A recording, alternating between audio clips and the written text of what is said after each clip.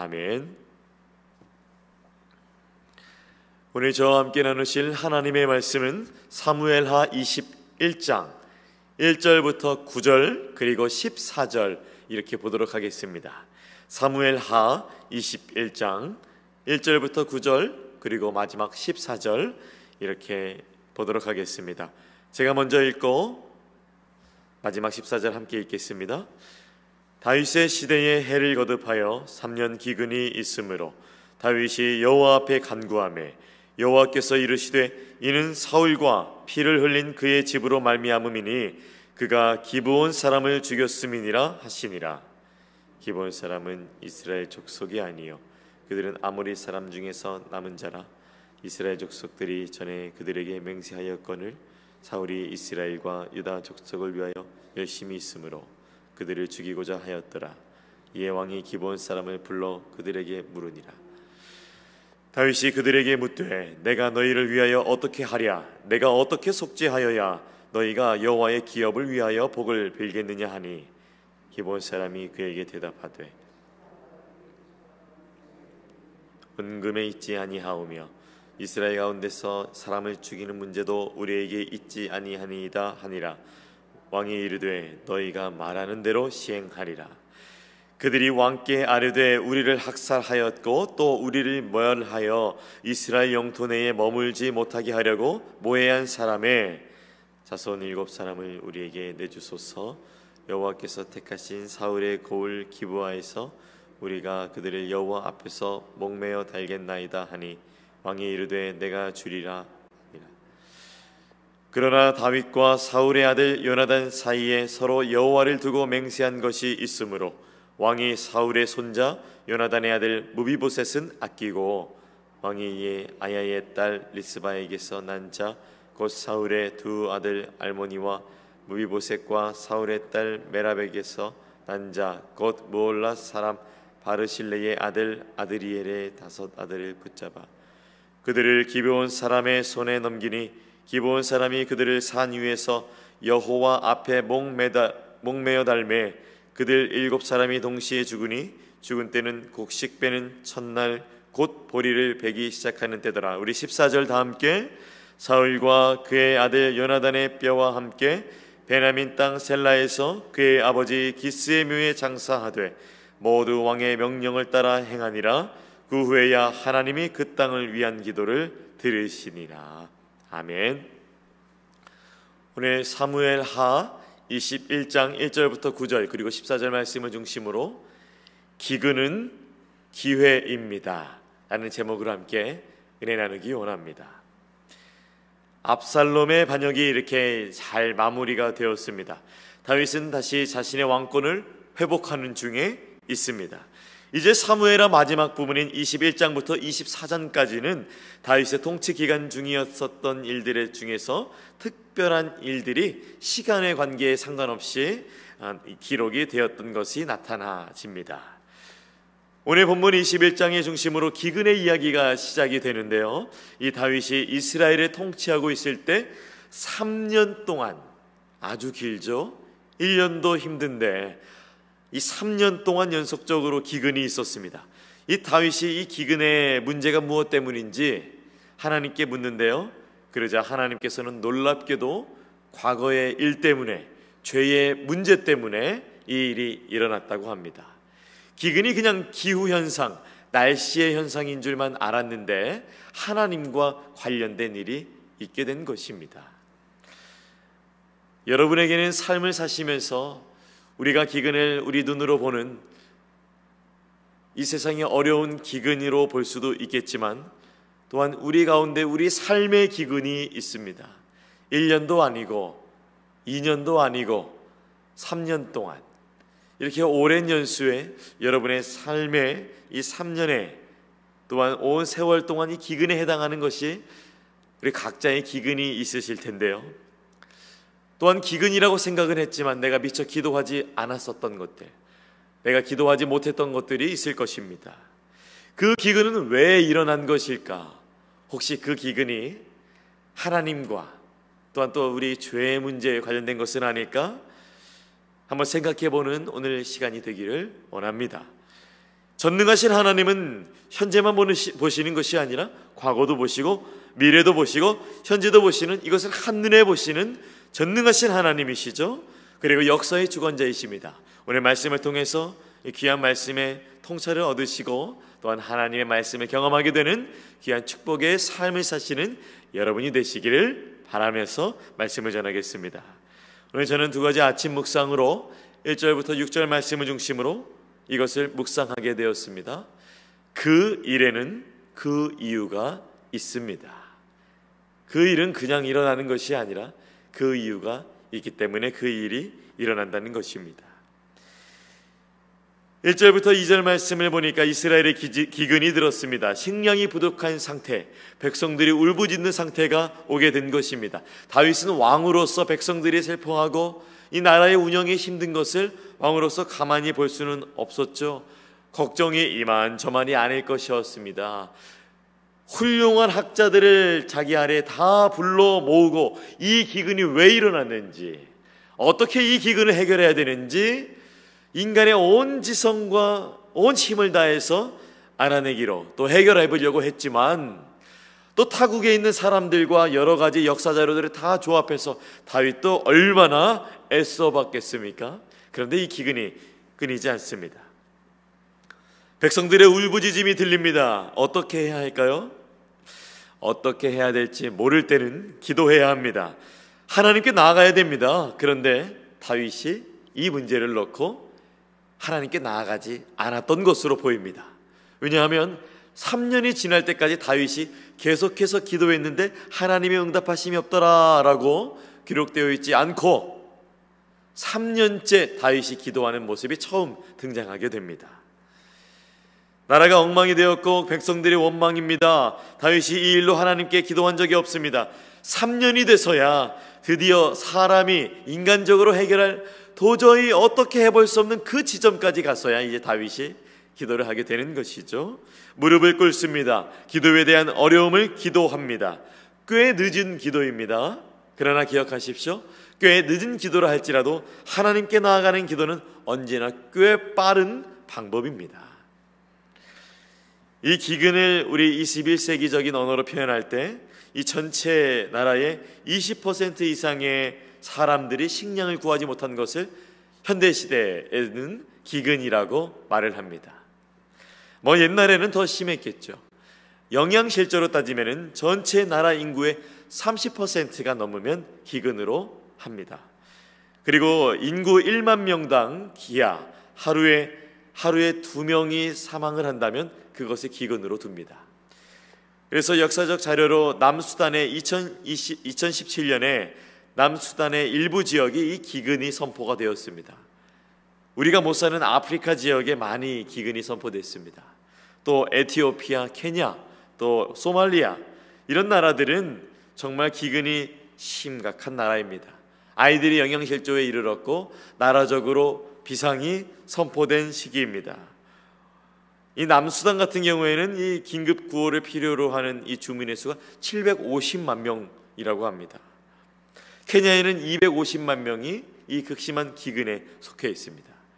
우리는 그들을 보면서 참 불쌍하다, 안 됐다 이렇게 바라보잖아요. 지금 이 참 우리의 시선을 성경으로 옮겨서 봤을 때 이스라엘이 지금 그러한 시점입니다. 참 안 됐고 참 어렵습니다. 이 기근에 대한 이유가 있었는데요. 보니까 하나님께서는 먼저 말씀하지 않으시고 다윗을 기다리셨나 봅니다. 다윗이 해결하고 싶어서 너무 어려워서 이 기근의 이유를 하나님께 들고 나아갔더니 하나님이 참으로 친절하시고 하나님이 참으로 따뜻하게 이유에 대해서 설명해 주십니다. 그리고 기근을 해결하고 싶었는데 오히려 오늘 다른 사람의 관계, 죄의 문제를 해결함으로써 하나님과의 관계가 다시 한번 착하고 맞춰지게 됩니다. 기근의 죄를 자세하게 언급하면 좋겠는데 시간 관계상 짧게 말씀드리겠습니다. 사울의 죄였습니다. 그리고 이 사울의 죄는 또 여호수아가 예전에 하나님의 이름으로, 여호와의 이름으로 언약을 맺었었던 이 기브온 사람들과 연결이 되었던 것입니다. 간략하게 말해서 기브온 사람과 여호수아가 여호와의 이름으로 화평 조약을 맺었는데 평화 조약을 맺었는데 사울이 그것을 깨어버리고 하나님의 이름으로 맺은 그 조약을 깨어버리고 자신의 명예를 위해서 나라의 유익을 위해서 그만 이 기브온 사람들의 대학살을 하게 된 것이죠. 그것에 의해서 하나님께서 문제 삼으셨고 기근으로서 나타내시게 된 것입니다. 하나님이 사울이 계실 때에 저질렀던 죄에 대해서 말씀하십니다. 기근의 이유는 사울과 관련되었고 사울의 죄였습니다. 제가 방금 말씀드렸던 것처럼 이 죄, 포인트는 하나님의 이름으로 맺은 이 언약을 어겼기 때문에 이 약속을 깨어버린 죄가 3년간 기근으로 나타났던 것입니다. 그 일에는 그 이유가 있었던 것이죠. 사울은 하나님의 이름으로 맺은 약속보다 번영을 중요하게 했습니다. 사울은 약속을 지키는 것보다 약한 자들을 없애서 자신의 유익을 취하는 것에 더 중요하게 생각했습니다. 그 기근에는 그 이유가 있었던 것입니다.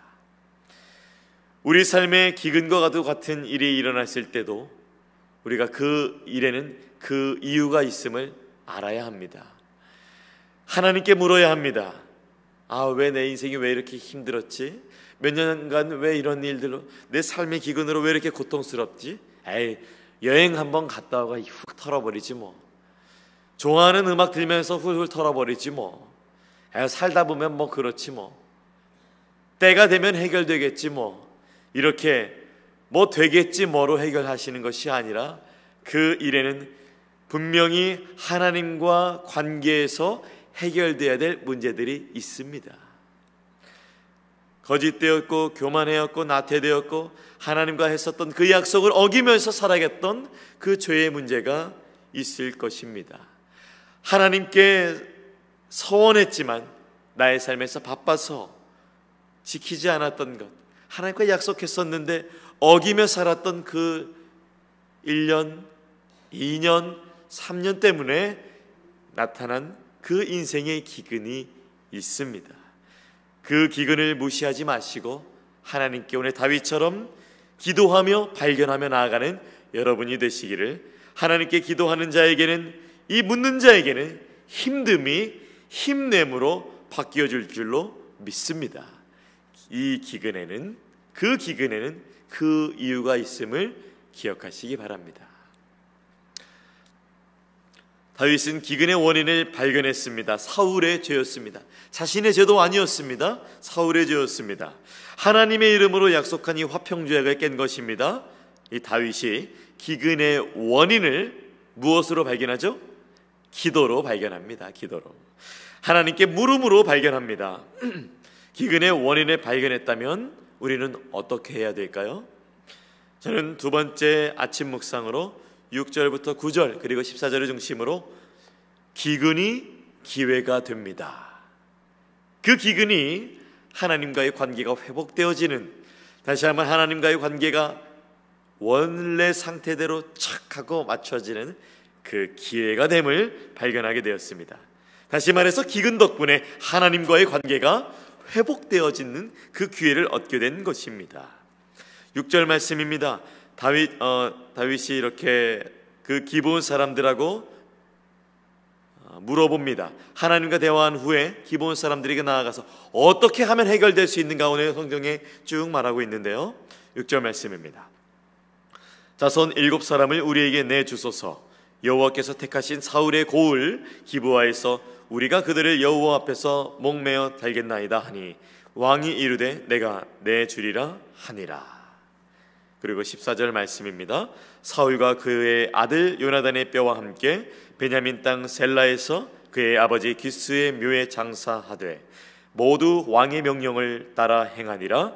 그 후에야 하나님이 그 땅을 위한 기도를 들으시니라. 다윗이 하나님께로부터 사울의 죄를 듣죠. 그리고 다윗이 알면서 멈추는 것이 아니라 이 삶으로 나아갑니다. 그리고 다윗이 기브온 사람들을 만납니다. 자기의 문제도 아닌데 만납니다. 다윗이 말하죠. 묻죠. 사울의 죄에 대해서 당신들에게 우리가 어떻게 보상을 해야겠습니까? 얘기하니까 이 기브온 사람들이 이거는 은이나 금으로 해결할 그런 문제가 아닙니다. 그리고 이 정도 하면 된다고 생각할 법이지만 다윗은 멈추지 않고 계속 물어봅니다. 말하면 해결할 테니까 어떻게 해야 됩니까? 요구가 무엇입니까? 이렇게 물어보자 기본 사람들이 말하죠. 사울이 우리를 학살을 했고 우리를 이 영토에 머물지 못하게 했습니다. 이것을 해결해 주려면 이 죄의 값으로 사울의 후손 남자 7명을 넘겨주십시오 라고 부탁합니다. 다윗이 깔끔합니다. 결단합니다. 사울의 후손 7명을 넘겨줍니다. 그 기근에는 그 이유가 있었고 그 이유를 알게 되었으니 이 해결을 위해서 다윗이 행동하게 됩니다. 이 죄의 값으로 인해서 피값이 치러지는데 이 사울의 후손 7명이 생을 마감하게 됩니다. 기근에는 이유가 있었습니다. 기근에는 이유가 있었습니다. 그리고 그 이유를 해결하니 하나님께서 그 기근에 대한 해소를 주십니다. 여러분은 요즘 어떤 기근을 맞이하고 계세요? 관계의 기근인가요? 또 재정의 기근인가요? 죄로 인한 영적의 기근인가요? 아니면 건강의 기근인가요? 우리 삶 가운데는 다윗이 3년간 기근을 맞이했을 때처럼 그 어려움을 수년간 맞이했던 그 각자의 기근이 있습니다. 최근 3년간 어떤 것 때문에 많이 힘드셨어요? 그 기근의 이유는 눈에 보이는 것을 넘어서서 혹시 하나님과의 문제 때문에 그런 일이 있지는 않으셨나요? 하나님께서 해결하기 원하시는, 다시 한번 원상복구가 되기 원하시는 그 무너진 그 죄의 문제가 있는 것은 아닐까요? 그러나 기억하시기 바랍니다. 하나님께서는 기근을 심판하시기 위함이 아니시고 이 기근을 통하여서 하나님과의 관계가, 그 문제가 해결되고 하나님과의 관계가, 사람의 관계도 먼저 해결되고 그리고 더욱 나아가 하나님과의 관계가 화목되어지는 그 도구를 삼기 위하셔서 이 기근을 허락하셨다는 것을 기억하시기 바랍니다. 기근이 도구가 되었고 기근이 기도가 되었고 기근이 기회가 된 것입니다. 다윗을 보십시오. 기도하는 것이 기근 때문에 조금 부끄럽지만 하나님을 기대하는 마음 때문에가 아니라 기근 때문에 나아가는 자리가 이 기도의 자리가 되었습니다. 그래도 기도했기 때문에 1년간 묻지 않았어도 2년간 묻지 않았어도 3년이 돼서야 하나님께서 왜 이 일이 일어났는지 기근을 통해서 하나님께 나아갈 수 있는 기도의 자리를 얻게 되었습니다. 기근을 통해서 하나님께 나아가게 된 것이죠.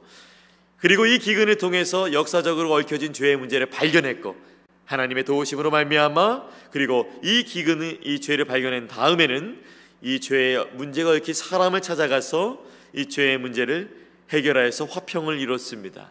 기근과 또 맺어진 이 사람과의 갈등을 해결하게 된 것입니다. 그리고 이 기근을 통하여서 죄의 문제, 사람과의 관계, 그리고 하나님의 관계가 원래 자리를 찾게 되었습니다. 하나님이 너무나도 싫어했던, 미워했던, 참으로 마음 아파했던 이 사울 왕의 그 시신이 있었던 자리가 사실은 이스라엘에 있지 않았습니다. 성경원의 14절 말씀과 같이 쭉 읽어보면 이 사울과 요나단의 뼈가 블레셋 가운데에 그 마을 가운데 그 시체가 걸려 있었습니다. 그리고 이스라엘에 돌아오지 못했고 이 요나단과 사울의 뼈는 다른 자들의 민족이 거두어 갔습니다. 이것을 다윗이 다시 거두어 오고 그리고 사울의 아버지 기스의 묘 베냐민 지파 아버지 묘에 묻어주게 됩니다. 그리고 이 모든 것이 원래대로 자리를 되찾자 기근이 물러가게 됩니다. 그 후에 하나님이 그 땅의 기도를 들으셨다고 14절에 말을 합니다.